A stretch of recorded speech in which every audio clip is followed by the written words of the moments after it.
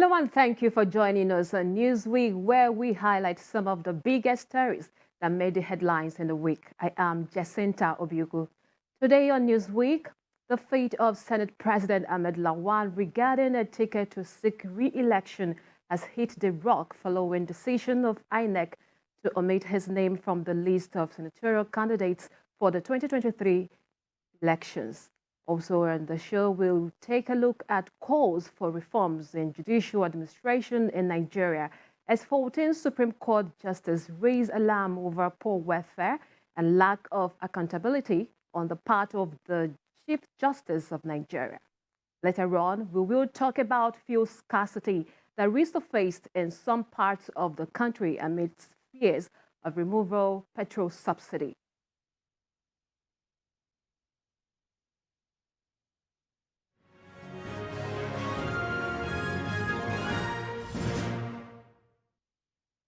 Welcome back. The controversy in the judiciary stirred by a petition by 14 justices of the Supreme Court accusing the Chief Justice of Nigeria,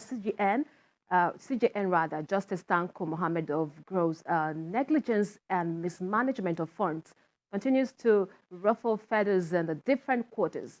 In a leaked memo, the 14 justices of the Apex Court accused the CJN of abandoning its responsibilities and diverting funds meant for the smooth operation of the Supreme Court. The CJN has denied the allegations through his media aid, but the National Assembly has shown interest to intervene in the matter. TVC News National Assembly correspondent Jesu Adeoye reports. The National Assembly has always been concerned about issues in the judiciary. The brewing trouble between the CJN and his colleagues is a situation they feel could have dire consequences for that arm of government, which is saddled with the responsibility of interpreting the law and dispensing justice. At previous legislative committee meetings, public hearings and budget defense sessions, the judicial body had always complained about the paucity of funds, poor welfare of judges, and the state of affairs in the courts. A suit was also instituted in court against the National Assembly, Attorney General of the Federation, the National Judicial Council, seeking pay review for judges. All attempts by the National Assembly for an out-of-court settlement in the case filed by Sebastian Horn, a senior advocate of Nigeria, has collapsed. But in the fiscal appropriation for 2022, the National Assembly significantly jacked up allocation to the judiciary following its proposal of an all-time high spending estimate of 120 billion naira. This figure is a 9% increase from the 110 billion that was the judiciary's yearly allocation for 3 consecutive years from 2019 to 2021. Now the National Assembly may also be asking probing questions and would need answers as the judiciary seems to have been put on trial.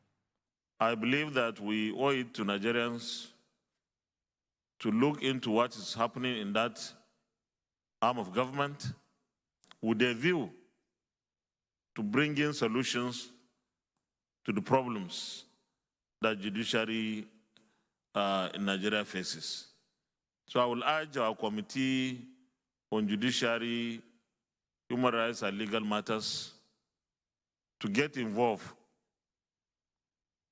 with the CJN and judiciary generally at this level, the Supreme Court, and find out what the real issues are and how the National Assembly can help.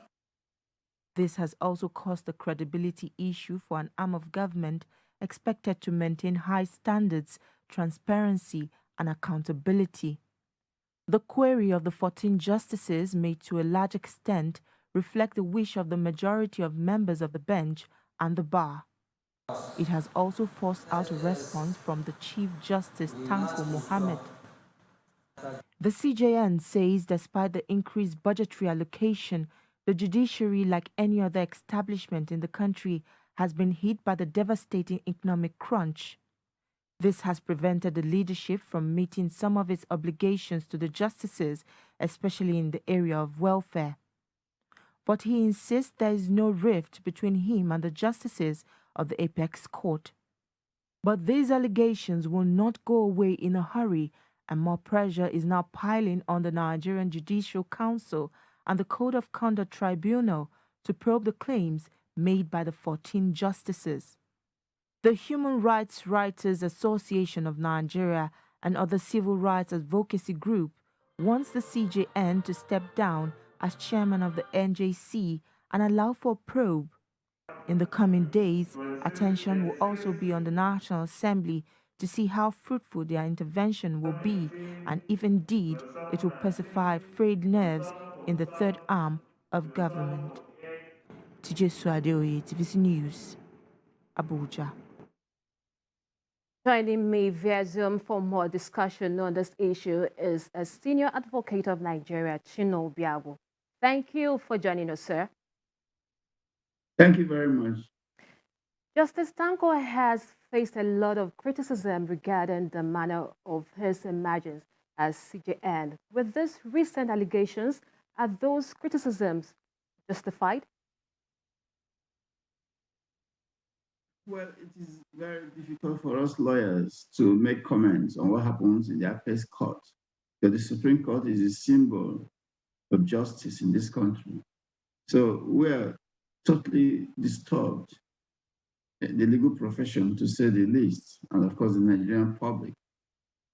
I think it is justified because for 14 justices of the Supreme Court to muster the courage to issue that kind of public notice, it means a lot of waters has passed under the bridge.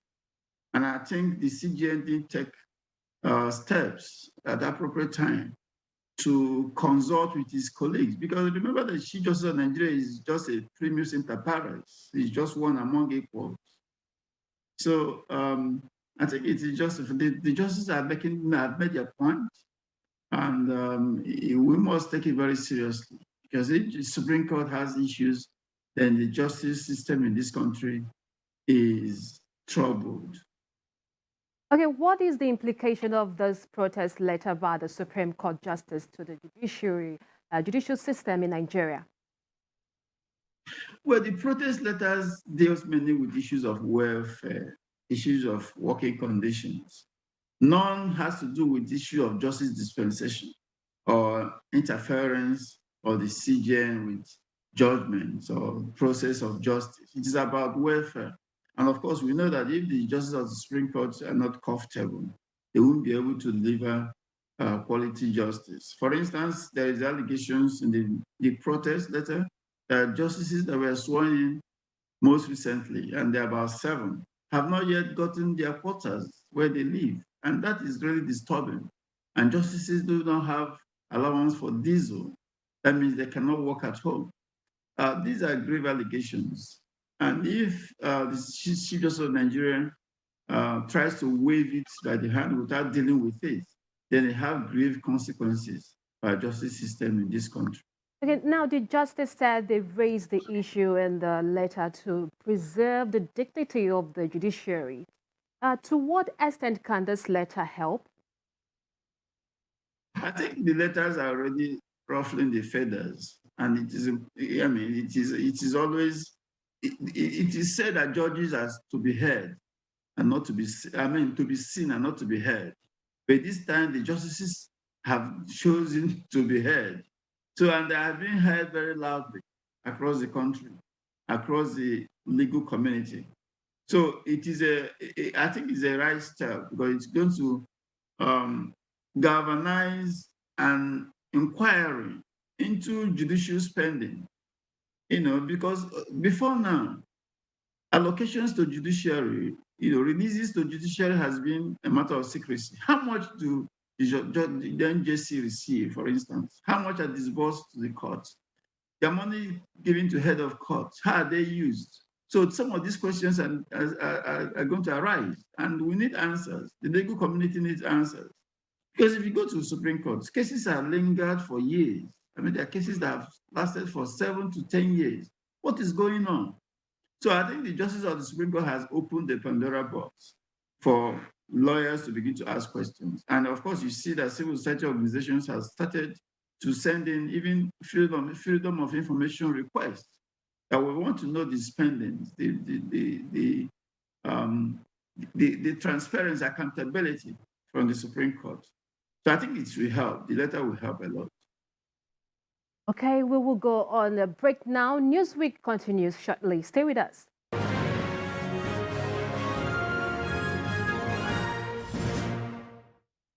Welcome back. Now let's turn to politics, where the Independent National Electoral Commission, INEC, has explained why some names submitted by the Progressive Congress APC as senatorial candidates are missing from the list published by the commission on Friday. We have details in this report. Speaking on the development, INEC National Commissioner Festus Okoye said the commission is not obligated to publish names of candidates submitted by the political parties if there are questions over the validity of primaries featuring such candidates. The names missing are that of the President of the Senate, Ahmed Lawan, former Minister of Niger Delta Affairs, Godswill Akpabio, and Ebonyi State Governor, David Umahi. The trio had contested the presidential primaries of the All Progressives Congress APC, but may have been hoping to reclaim the APC senatorial seats after failing to win the top seat. This adds a twist to the controversy surrounding the fate of Senate President Ahmed Lawan with regards to his re-election, has assumed another dimension following the submission of the Independent National Electoral Commission INEC that Bashar Machina won the All Progressives Congress APC senatorial primary election in the area. The May 28 primary election in Yobe Zone C was won by Machina at a time the Senate President was aspiring for the presidential ticket of the party. Although Lawan did not participate in the senatorial primary election, his details were however uploaded to the INEC candidates nomination portal by the Senator Abdullahi Adamu-led National Working Committee NWC of the party. The party's decision has stirred a lot of controversy, with Machina saying he remains the candidate of the party. INEC spokesperson Festus Okoye added that a candidate who was validly nominated at a primary but whose name was excluded by the party can seek redress from a competent court. He also said the list published on Friday is not the final document for the 2023 polls, stating that the final list will be published at a later date. Joining me for more insight on this discussion is a political analyst, Ayodele Adio. Thank you for joining us, sir. Thank you for having me. Yes, so let's start with the Senate President saga. How would you describe INEC's position? I mean, there's absolutely no saga there. The Senate President was being clever by half, and it's the impunity that is ubiquitous with our political elite. They think they can get away with all sorts of impunity at the expense of the rule of law.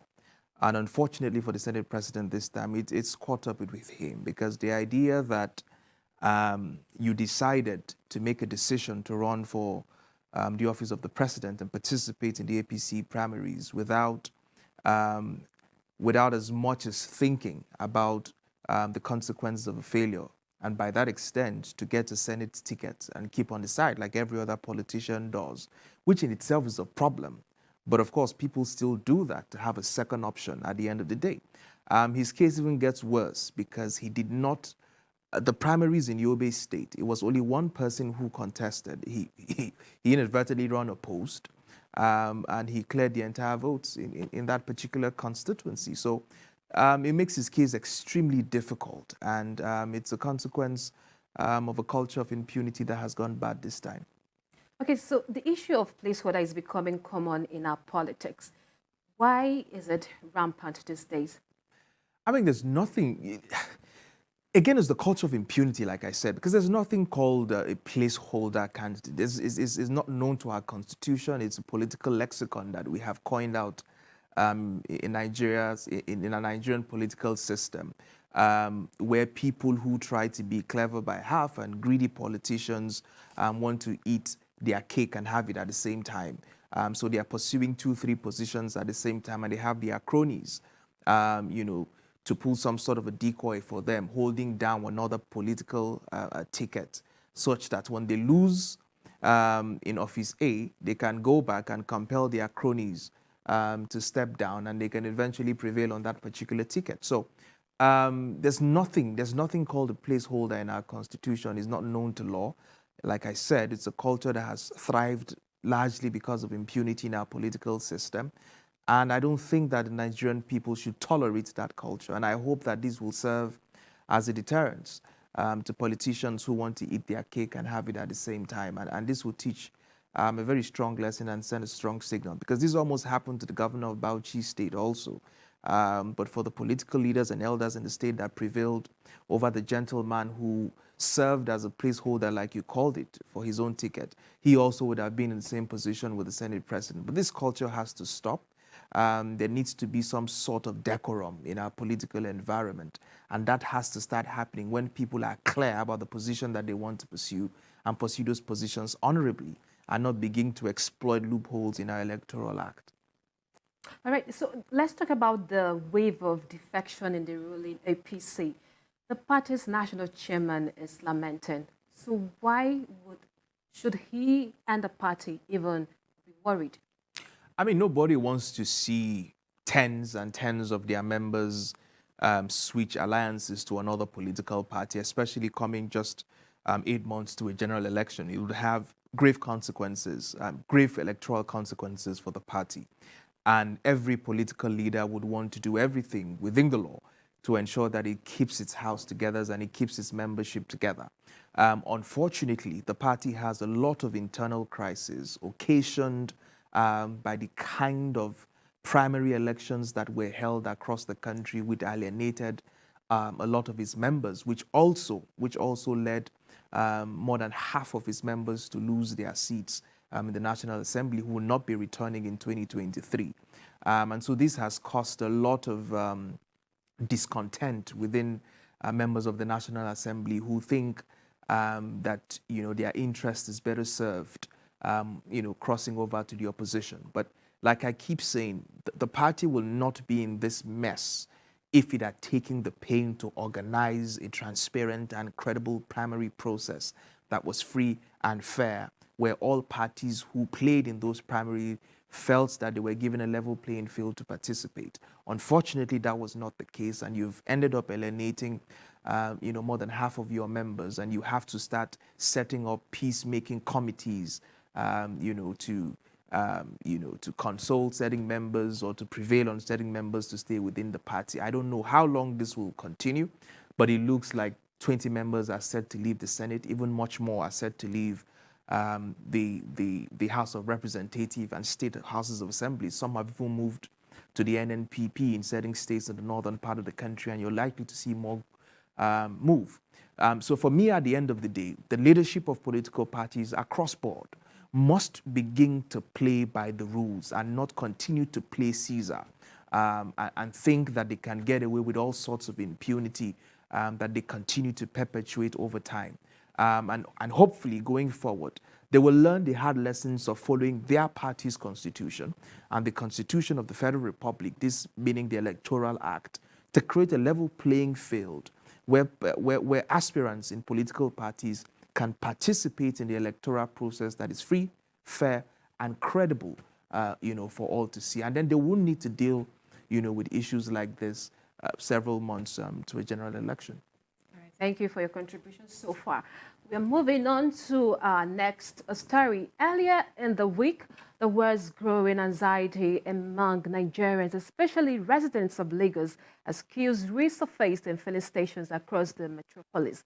The story is no different in Abuja and its environs, where residents continue to groan under the yoke of persistent fuel scarcity. TVC News correspondent Joke Adesara reports. Motorists in Abuja have had no reprieve from perennial scarcity of petrol. Long winding queues leading to loss of quality man hours at petrol stations have become a regular occurrence in Abuja and adjoining states. Illegal fuel vendors, otherwise called black marketers, have gained more ground selling the commodity to stranded motorists at exorbitant prices. Now, motorists say the hardship in the land is becoming unbearable. The thing they disturb us too much. We go work in daytime. We go go and look for work in the night. We know the rest. I beg, make una help us beg our leader. We the poor masses, we are the ones suffering it. They really know what is going on because they don't come to filling station. They only stay in their house. They send their drivers to come and buy fuel. Their appeal is for the authorities to alleviate their sufferings, especially with worsening electricity and rising insecurity. The citizens are actually worried, so I think the government should do something about it. I'm totally hungry. How to get food and I'm in my issue now. So what now I can talk? See the way the government I will put up for Wahala, buy food and nice. The problem. Reports say all marketers are having difficulties getting the product and have directed their members to sell at the sustainable price in their environment. Tommy Okon is the first deputy president of the Trade Union Congress. He tells me government is deliberately causing the artificial scarcity to justify subsidy removal. It's about subsidy. It's about subsidy. Government is clienteling to show the masses that, well, if you allow us remove the subsidy, that you cannot suffer. Organized labor insists functional refineries are solutions to the current impasse. We are insisting that government, since you cannot come out clean with the fuel subsidy regime you are talking about, what is the reason that our refineries cannot work? That is the only way out of this quagmire. The concern for most citizens is that the scarcity of petrol affects a whole lot of economic activities, and government will do well to make the product. I still have Ayode Ladio in the studio with me and the senior advocate of Nigeria, Chino Obiago, via Zoom. Now, Chino, let me come to you now. Woman is blaming the current fuel crisis on shortfall in supply of petrol in the last 3 months. What could be the cause of the drop in supply? Okay, let me have your take on that. So Woman is blaming the current fuel crisis on shortfall in supply of petrol in the last 3 months. What do you think is the cause of this drop in petrol supply? I mean, it's unclear what the real cause of this dropping supply is because, you know, the NNPC have blamed global forces, the crisis in Russia and Ukraine, for the inability to import as much products as possible. Sorry, for the increase in the price in the global market and the cost of subsidy that has increased, which makes it difficult for them to import as much product as possible. You have major marketers who are also arguing that NNPC should not be the sole importer of this product because this is what has led to the difficulty in bringing in as much products as possible. Others have also argued, you know, that because of some of the depots that houses some of these petroleum products when they are being imported are owned by private sector individuals who are charging a premium on their depot. It has raised the entire landing cost of petroleum products, you know, in Nigeria, and it's made it much more difficult, you know, for these products to be distributed to the public. So if you look across the value chain, in fact, again, another pressing issue is the fact that the cost of gas has gone up dramatically, 3-4 folds over the last 5 months, which has raised the cost of distributing petroleum products across the country because the people who drive those trucks, you know, have been arguing for increase in the cost of transportation that was usually given to them, you know, before now. So all of these things, I believe, you know, have come together to create some sort of a difficult, you know, situation for us in our petroleum sector. Let me get your reaction, Shino. Can you hear me?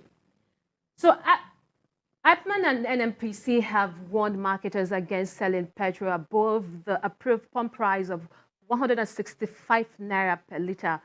Will the marketers listen? Yes, I think what is happening is a global phenomenon, which is instigated by difficulties in countries that depend on importation to get access to the products, not just PMS, but also AGO, diesel, and so on. So I think there is always a panic buying. The information we got from Pengasson is that there is a storage of close to 5 billion, to feed Nigerian market. So what we're seeing is, a panic scarcity, which is beginning to ease out in Lagos. Okay, thank you, Chino. Thank you for your contribution so far. We do appreciate. Thank you as well. Thank you for coming on the show. Thank you, appreciate it. And that's our show for today. Remember, you can follow the conversation on our social media platform at TVC News Nigeria or on our website at tvcnews.tv. I am Jacinta Obiuku. And until the next one, it's goodbye for now.